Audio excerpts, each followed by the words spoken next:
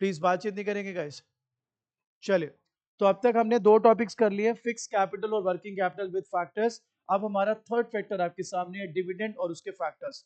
Just like हमने जब fix capital किया था तो उसकी डेफिनेशन की थी, वर्किंग कैपिटल किया था तो उसकी डेफिनेशन की थी, इट्स इंपेरेटिव कि हम डिविडेंड की भी डेफिनेशन करेंगे। बट क्या करें, मेरी आदतें पुरानी है, मेरी आदतें इतनी जल्दी जाती नहीं। पहले दोबारा से आप मेरे को फिक्स कैपिटल जो लास्ट क्लास किया था डेफिनेशन सुनाएंगे। बोलिए, fix capital refers to investment in long term assets. These long-term assets last for more than 1 year. For example, plant machinery, land building, etc.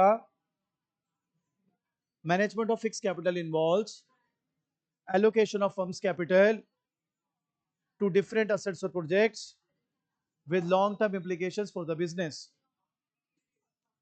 Working capital के लिए बोलिए, it means portion of capital investment in short-term assets. Net working capital refers to excess of current assets over current liabilities.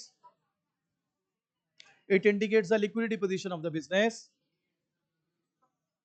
This investment facilitates smooth day to day operations of the business. अब आपने 8 fix capital के factor करे थे, 12 working capital के। अब मैं jumble up कर दूंगा, आपको लिए मैं हेडिंग बताऊंगा, आपने बताना है किसका है, फिक्स कैपिटल का है कि वर्किंग कैपिटल का। Seasonal factors, working capital. Technology upgradation, fix capital. Level of collaboration, fix capital. Okay, credit allowed, credit availed, growth prospects दोनों, स्केल ऑफ ऑपरेशंस दोनों। ठीक है, चलिए आज स्टार्ट करते हैं थर्ड टॉपिक। तो सबसे पहले डिविडेंड क्या होता है सर, मैं एग्जैक्ट एनसीईआरटी की लैंग्वेज याद करा रहा हूं आपको, उसी के थ्रू मतलब जानेंगे। ऊपर देखिए सर, प्लीज ऊपर देखिए मैडम, बोलिए, dividend is that portion of profit which is distributed to shareholders. Dividend is that portion of profit which is distributed to shareholders. Dividend is that portion of profit which is distributed to shareholders. The decision involved here is how much of the profit earned by the company after paying tax is to be distributed to shareholders and how much of it should be retained in the business. Dividend is that portion of profit which is distributed to shareholders. The decision involved here is how much of the profit earned by a company after paying tax is to be distributed to shareholders and how much of it should be retained in the business. Dividend is that portion of profit which is distributed to shareholders.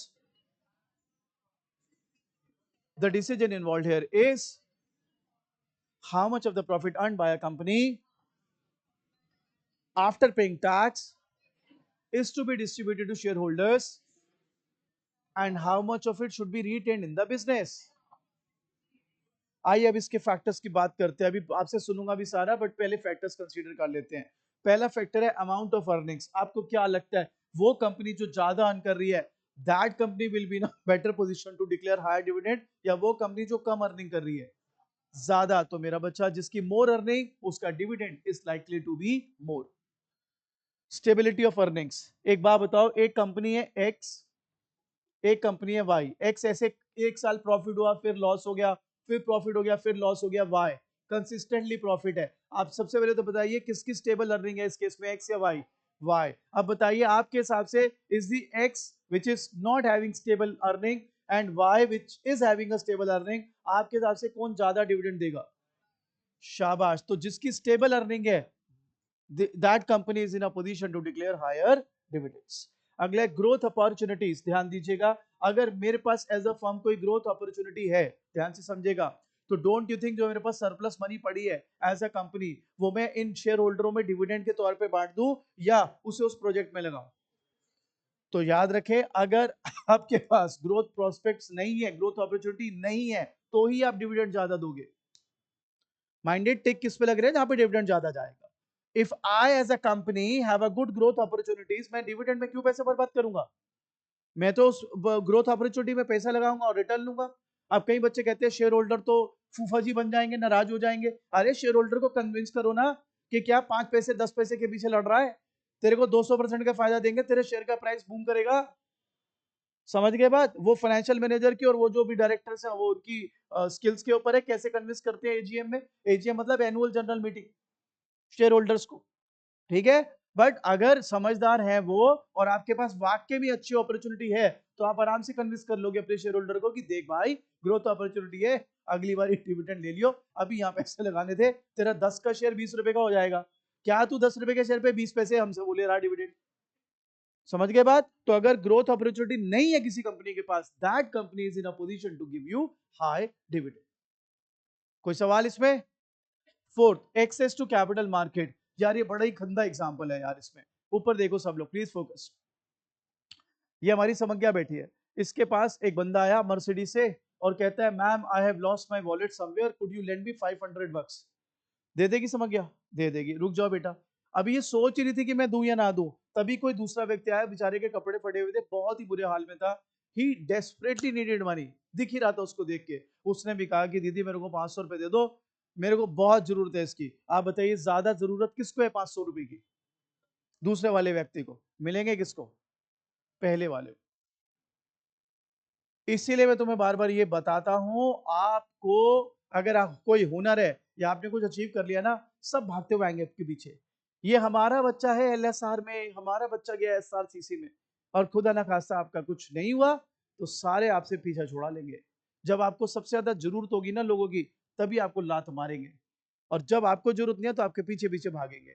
यही है जिंदगी का, life का असूल। चढ़ते सूरज को सलामी। अब यहां से हम कैसे इसको रिलेट करें? If you are a good company, big company, huge company, you seem to have a good access to capital market. इसका मतलब क्या है? आप एट विल, एट विश, जब शेयर इशू करोगे, जब डिवेंचर इशू करोगे, जब लोन लेने जाओगे, शेयर आराम से बिक जाएंगे आपके नाम से, डिवेंचर आपके नाम से बिक जाएंगे। लोन बैंक कहेगा भाई आप लोन लोन, ब्याज अरे देखा जाएगा, कोई टेंशन नहीं। समझो बात। आज अगर कोई अंबानी जाए बैंक के पास कि मेरे को लोन दे दो, अरे लो सर लो। और कोई गरीब आदमी जाए, अरे ये कागज लाओ, कुछ और लाओ, क्या रखोगे बदले में, सिक्योरिटी क्या रखोगे? समझो मेरी बात। तो यहां पर अब समझना क्या है हमने, अगर किसी कंपनी के पास एक्सेस टू कैपिटल मार्केट अच्छा है, यस इट इज देयर, तो वो डिविडेंड ज्यादा देंगे। बताओ क्यों? अरे वो भैया फुल प्रूफ है, उन्हें कल को फ्यूचर में जरूरत पड़ भी गई पैसे की, तो उनके पास गुड एक्सेस है कैपिटल मार्केट, जब चाहा हाथ मारा पैसे निकाल लिए।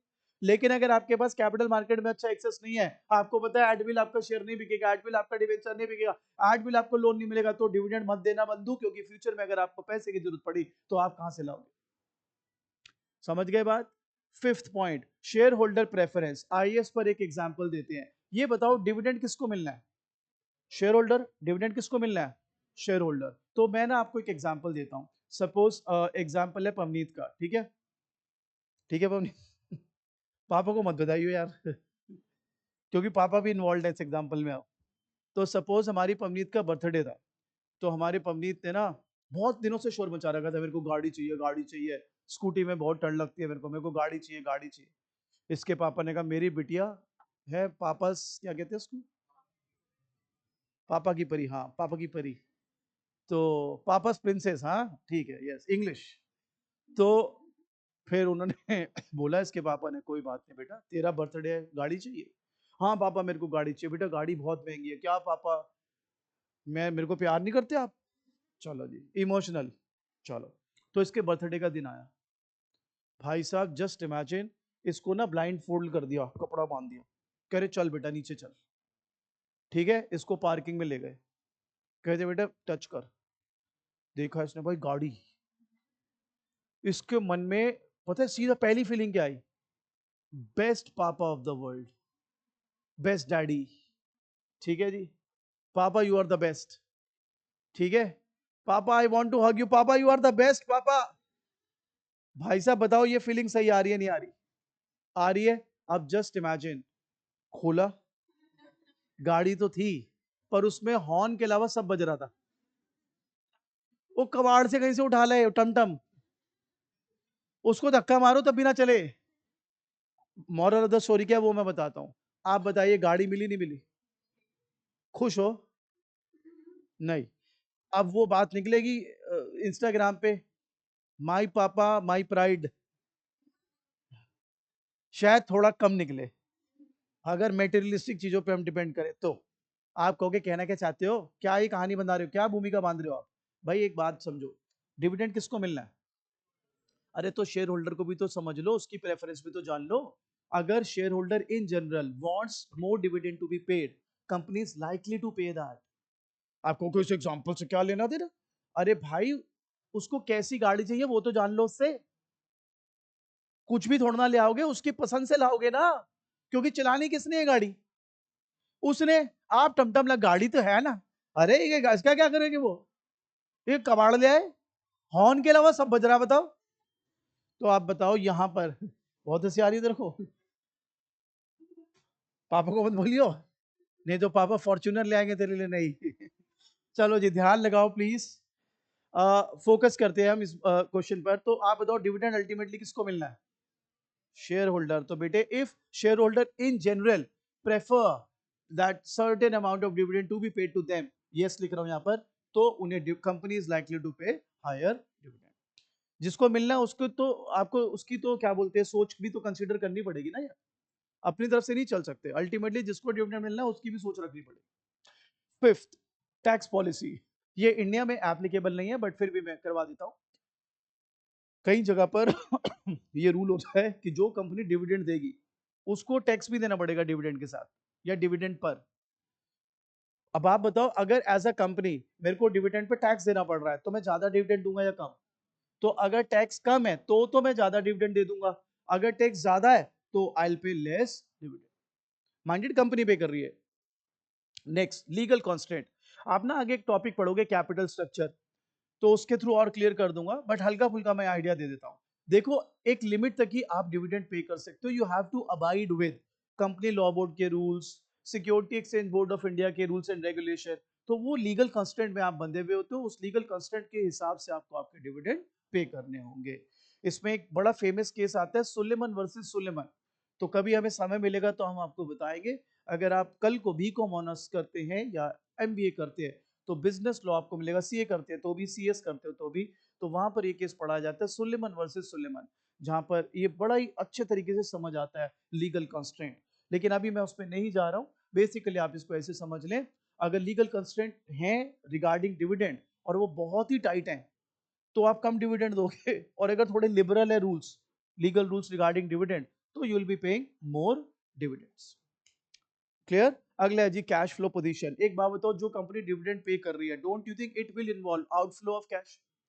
तो बेटा जो कंपनी डिविडेंड पे करना चाह रही है, don't you people think they must have certain और rather good amount of cash with them? तो अगर आपके, कई बार ये होता है कंपनी प्रॉफिटेबल है बट कैश रिच नहीं है, क्रेडिट पे बेच रखा है माल, लेकिन डिविडेंड में क्रेडिट पे थोड़ा डिविडेंड दे दोगे कि उससे ले लियो, तू राजू से पैसे आने तू ले लियो, ऐसे थोड़ा ना भाई, वो तो सीधा अकाउंट में डालने पड़ेगा उसके पैसे। तो आपकी कंपनी प्रॉफिटेबल तो हो सकती है, बट हो सकता है कैश रिच ना हो। तो अगर कंपनी ने डिविडेंड पे करने हैं तो आउटफ्लो ऑफ कैश तो होगा ही होगा। So what is the catch here is कि अगर आपकी कैश फ्लो पोजीशन गुड है, then you are likely to pay higher dividends. Clear? आगे जाते हैं, उससे पहले थोड़ी सांस ले लेते हैं। बोलिए, dividend is that portion of profit which is distributed to share holders.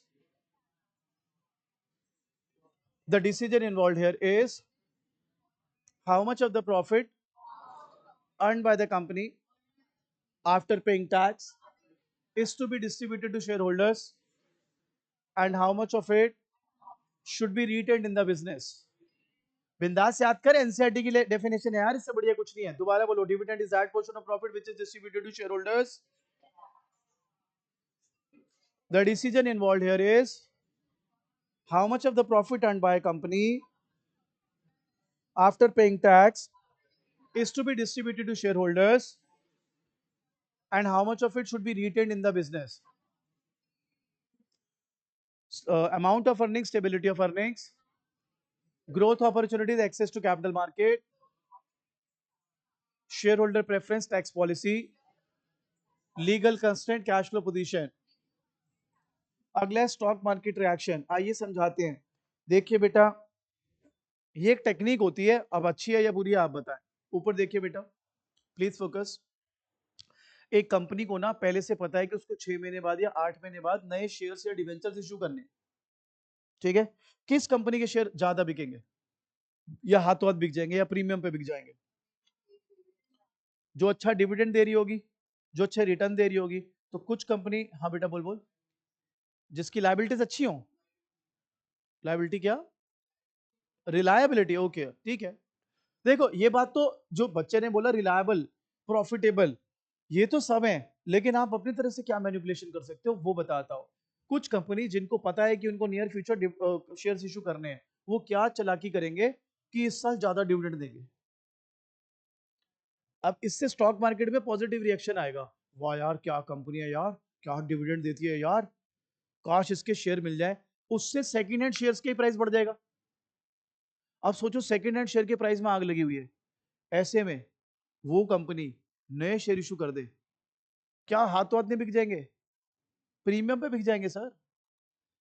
समझो, suppose Toyota Fortuner second hand market में बहुत तेज बिक रही है, तेज रेट पे बिक रही है, ऐसे में टोयोटा नया फॉर्च्यूनर का मॉडल लिया है, डोंट यू थिंक वो भी बिकेगा, अगर ऑब्वियसली क्वालिटी वगैरह सब कुछ वैसा। अब आप में से कुछ बच्चे यहाँ पर, आप तो नहीं, जो कॉलेज के बड़े बच्चे होते हैं, वो कहते हैं सर ये पार्ट किसी और को पढ़ाना। मैंने कहा भाई क्या हो गया, कहते हैं ऐसे नहीं लगाते हम पैसे, आजकल ना ये कॉलेज वाले कम वो ज्यादा हो गए हैं, ये क्या बोलते हैं यार, इन्वेस्टर, ये भाई साहब इन्वेस्टिंग में लगे रहते हैं बहुत सारे बच्चे। तो कहते हैं सर हमें ज्ञान मत दो, बेवकूफ हमें नहीं बना सकते ये। मैंने कहा क्यों, कह रहे हैं सर एक साल का डिविडेंड थोड़ा ना देखते हैं, हम तो बहुत साल का डिविडेंड देखते हैं, हम नहीं पकड़ लेंगे कि ये इस साल चालाकी कर रहा है। इसीलिए मैंने आपको क्या लिखा है, if you think, if your company thinks कि आपका स्टॉक मार्केट रिएक्शन पॉजिटिव होगा, if you declare higher dividend, तो आप ज्यादा डिविडेंड पे करोगे। आपको लगेगा न्यूट्रल है कि ये सारी पढ़े लिखे है, सारी समझदार है, तो फिर आपको पता है ज्यादा डिविडेंड का कोई फायदा नहीं है। सो कब आपको लगता है company is likely to pay higher dividends, when they think that the stock market reaction as a result of paying dividends will be positive। समझ गए बात। तो ज्ञानी भी लोग आ जाते हैं ना, तो आपको ये देखना पड़ेगा आपकी जनता ज्यादा ज्ञानी है या मूर्ख है। नेक्स्ट, कॉन्ट्रैक्चुअल कंस्ट्रेंट, ये थोड़ा सा ट्रिकी पॉइंट है, ध्यान से समझना, प्लीज फोकस। बड़ा अजीब से एग्जांपल मैं आपको दूंगा, लेकिन अब है तो है, करें शुरू। चलिए, तो यथार्थ से बात करते हैं। सपोज हमारे यथार्थ की कोई सहेली है, ठीक है। अब भाई जब से सहेली बनी, यथार्थ बेचारा बंद गया है। कहां पर है तू, क्या कर रहा है, मेरे को भूख लग रही है, बर्गर लेके आ मेरे लिए। बेसिकली भाई साहब बिना दुम वाला बन गया है ये। बताओ, अब आप कहोगे इससे क्या लेना देना, बता रहा हूं क्या है लेना देना। और जिसकी सहेली नहीं बनी वो खुला आजाद घूम रहा है, कहीं पे भी जाता है, स्कूटरों से गिर जा रहा है, कोई दिक्कत नहीं भाई, कोई टेंशन ही नहीं है जिंदगी में, किसी को जवाबदेही थोड़ी ना है, अपनी लाइफ के राजा हम खुद है। ये भाई साहब जवाब दे रहा है, फोन क्यों बंद था तेरा, ये कह रहा दीदी वो मैं बैटरी खत्म हो गई थी, नहीं तू कहाँ था बता, अब बताओ ये फंसा हुआ है। आप कहोगे भाई कहना क्या चाहते हो, कहना ये चाहता हूं कई बारी जब आप एज अ कंपनी लोन लेते हो किसी से, तो वो आप पे कंस्ट्रेंट्स लगा देता है कि भाई साहब इससे ज्यादा डिविडेंड नहीं दे सकते आप। अब अगर आपके ऊपर कंस्ट्रेंट ज्यादा लग गए हैं तो आप डिविडेंड कम दे पाओगे, अगर कंस्ट्रेंट कम है तो डिविडेंड ज्यादा। आप कहोगे सामने वाला कैसे कंस्ट्रेंट लगा देगा, हमारी लाइफ हमारी मर्जी, क्या बात कर रहा है यथार्थ, कहाँ रह कहाँ गई तेरी लाइफ बेचारे की, है ना। आप कहोगे कंपनी की बात कैसे है, कंपनी की बात भी बताता हूं। यार सामने वाला लोन दे रहा है और ये कंडीशन पता है क्यों लगा रहा है, कहता है भाई अगर तूने डिविडेंड में सारे पैसे बांट दिए, मेरा ब्याज मेरा लोन लोन कब देगा तू। पता लगा घर के ही मेंबर है, शेयर होल्डर, सब में डिविडेंड बांट दिया, क्या हम दिवाला हो गए, हम तो बैंकरप्ट हो गए भाई, घोषित कर दिया पैसे नहीं है तेरे को देने के लिए। तो वो पहले ही बोल देगा कि ना ना भाई इससे ज्यादा डिविडेंड नहीं देगा, कंडीशन लिख तब ले तब दूंगा लोन, ठीक है। Next is stability of dividend. एक बात बताओ बेटे, ध्यान से समझना बेटे, ये भी थोड़ा इंटरेस्टिंग पॉइंट है, थोड़ा अलग पॉइंट है, ऊपर देखिए प्लीज। एक कंपनी हमेशा 10 करोड़ के आसपास कमाती है और 1 करोड़ का डिविडेंड पे कर देती है। 10 करोड़ के आसपास प्रॉफिट कमाती है, मैं ऐसी हाइपोथेटिकल डेटा ले रहा हूं, 10 करोड़ के आसपास प्रॉफिट बनाती है और 1 करोड़ का क्या दे देती है, डिविडेंड। अब एक साल उसकी प्रॉफिट 10 करोड़ नहीं रही, 9 करोड़ 80 लाख रही, कितनी रही, तो उसे आपके हिसाब से 1 करोड़ का डिविडेंड देना चाहिए या थोड़ा कम ज्यादा कर दे? 1 करोड़ का ही देना चाहिए। अगर 10 करोड़ 25 लाख हो गई है इनकम 10 करोड़ की बजाय, तो 1 करोड़ का डिविडेंड दे या थोड़ा कम ज्यादा कर ले? 1 करोड़ ही नहीं, उतना ही दे। मैं मॉरल ऑफ द स्टोरी बता रहा हूं। If your earnings are changing slightly either upwards or downwards, company is likely to keep stable their dividends. That stability of dividend, in other words, if the company is of the view कि मेरे को dividend नहीं alter करने, मैं stable रखूंगा अपनी dividend की policy, इतना अमाउंट या इतनी परसेंटेज, तो थोड़ा सा, मैं नहीं कह रहा मेजर लॉस हो जाए, जब हल्का सा अगर लॉस हो रहा है या पहले से कम प्रॉफिट हो गया या हल्का सा प्रॉफिट बढ़ गया, स्टिल आपका जो डिविडेंड जो आप पे कर रहे हो दैट शुड रिमेन स्टेबल। तो यहां पर कहने का मतलब ये, इफ स्टेबिलिटी ऑफ डिविडेंड आपके दिमाग में है तो आप डिविडेंड पूरे के पूरे दोगे जितने आप ऑलरेडी दे रहे थे। बोलिए, dividend is that portion of profit which is distributed to shareholders. The decision involved here is how much of the profit earned by a company after paying tax is to be distributed to shareholders and how much of it should be retained in the business.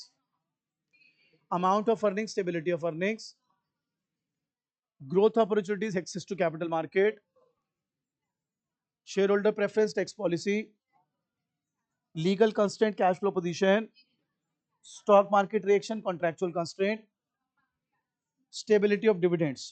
अब हम आपको इसको book से याद कराते हैं जी, आपसे सुनेंगे और आपके जो डाउट्स हैं वो